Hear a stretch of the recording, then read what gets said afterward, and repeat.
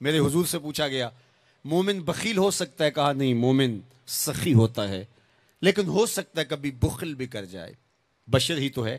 پھر پوچھا گیا مومن بزدل ہو سکتا ہے؟ کہا نہیں، بہادر ہوتا ہے، لیکن ہو سکتا ہے کبھی بزدلی بھی کر جائے۔ بلکہ ایک مقام پہ فرمایا مبخلتن مجبنتن، اولاد کے بارے فرمایا جب بندے کی اولاد ہو جاتی ہے تو دو خصلتیں آ جاتی ہیں، اولاد بخیل بھی کر دیتی ہے، اولاد بزدل بھی کر دیتی ہے۔ جب بندے کی اولاد نہیں ہوتی ہے تو اس وقت بڑا دلیر ہوتا ہے، ہر میدان میں ہاتھ ڈال لیتا ہے، اولاد کے بعد تھوڑا سوچنے لگتا ہے۔ تو میرے حضور نے فرمایا مبخلتن مجبنتن، اولاد تھوڑی سی بخل بھی پیدا کر دیتی ہے، اولاد تھوڑی سی بزدلی بھی پیدا کر دیتی ہے۔ تو پوچھا گیا مومن بزدل ہو سکتا ہے؟ کہا دلیر ہوتا ہے، لیکن ہو سکتا ہے کبھی بزدلی بھی کر جائے۔ پھر پوچھا گیا بخیل ہو سکتا ہے؟ کہا سخی ہوتا ہے، لیکن ہو سکتا ہے کبھی بخل بھی کر لے۔ تیسری بات میرے حضور سے پوچھی گئی مومن جھوٹا ہو سکتا ہے؟ فرمایا جھوٹا نہیں ہو سکتا، یہ طے شدہ بات ہے کہ مومن ہو اور جھوٹا ہو یہ نہیں ہو سکتا۔ میں اور آپ اپنی زندگی میں اتریں، اپنے شب و روز میں اتریں، اپنے کاروبار میں اتریں، اپنے دوستوں کی بیٹھک میں اتریں اور دیکھیں ہماری زندگی میں کہیں جھوٹ تو نہیں جڑا ہوا۔ میرے حضور نے تو مومن کی شان بیان کی کہ وہ جھوٹا نہیں ہوتا، اور میرے حضور کا نمایاں وصف صادق اور امین ہے، جس کو کافر بھی مانتے تھے۔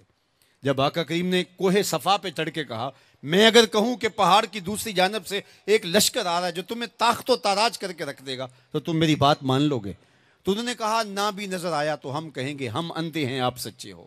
جو اتنا سچا، جس کی صداقت کی قسمیں کھائی جائیں، جس کی امانت کی قسمیں کھائی جائیں، ہم اس کے غلام اور اس کے امتی ہوں۔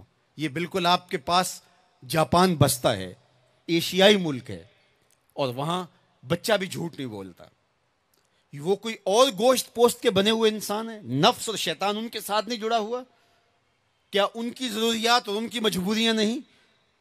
لیکن وہ جھوٹ کیوں نہیں بولتے؟ ان کی ماں نے بتایا بیٹے جھوٹ نہیں بولنا، ان کے باپ نے بتایا بیٹے جھوٹ نہیں بولنا، ان کے استاد نے اسکول میں بتایا بیٹے جھوٹ نہیں بولنا۔ اور ہم کیوں بولیں؟ ہمارے نبی نے بتایا جھوٹ نہیں بولنا، ہمارے آقا نے بتایا کہ جھوٹ نہیں بولنا۔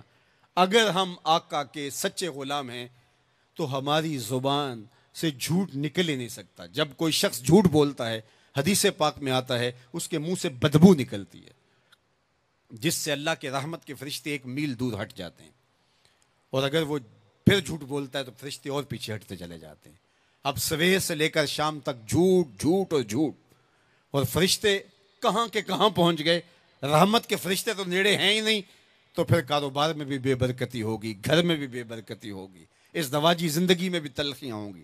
پھر ہم بھاگتے ہیں عاملوں کے پاس، اس نے کہا شکر ہے تو وقت پہ آ گیا ہے ورنہ تعویذ چل جانے تھے، تیرے اوپر تو کسی نے ڈاڑے تعویذ کیے ہوئے ہیں۔